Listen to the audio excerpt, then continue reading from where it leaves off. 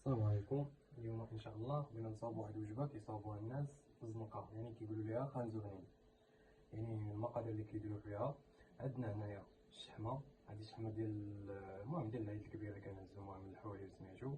عندنا هنايا ربيع، هنا حكمنا واحد 5 ديال الفرع ديال الثومه، وعندنا واحد الحامضه صغيره هنايا عصرينها.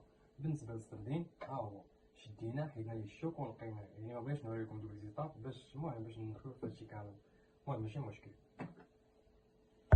غادي نجيبو السردين ديالنا، كنكونو غسلناه ونقيناه مزيان وكنخليوه يتخطر واحد المده.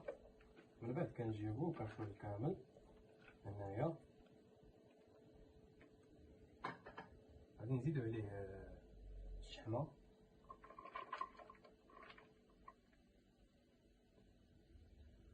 وغادي نزيدو عليه مزيان الربيع، حيت الربيع راه كينسم وكيعطي واحد اللون زوين.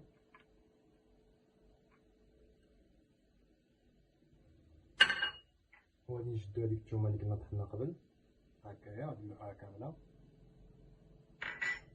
وغادي نهزو هاديك الحامضه اللي كنا عصرنا بالكاس، هي هادي غنخلوها معاهم. بالنسبه للعطريه غادي نهزو واحد شويه ديال الكمون، هاد التقد هادي معلقه صغيره كنديرو هاد التقد ديال الكمون، نزيدو واحد شويه معلقه ونص،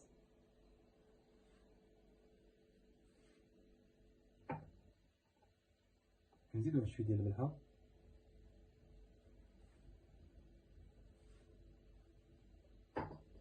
كنديرو واحد شويه ديال البزار،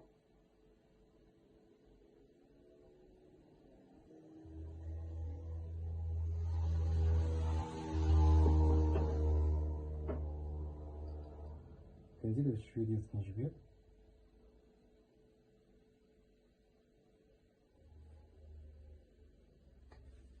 هنا كنديرو واحد شويه ديال التحميره بالليه، هادي كنكون حنا طاحنينها بيدينا، حيت بالنسبه للتحميره من الاحسن طحنها بيديك احسن من تشريها من عند واحد الحانوت وتطحنها.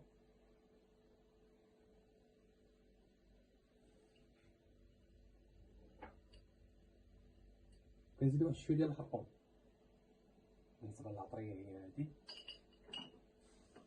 يعني دابا كنوريكم الكبشه ديالنا كتولي على هذا الشكل هذا. من بعد فاش كتولي على هذا الشكل غادي نجيبو واحد الطاسه وغادي نحطوها فيها وغادي نخليوها لمده ديال 3 سوايع حتى ل 4 سوايع في الثلاجه. علاش؟ باش ديك العطريه تدخل في ديك الكبشه ديالنا وتقلم مع الشحمه وداك العالم كامل. المهم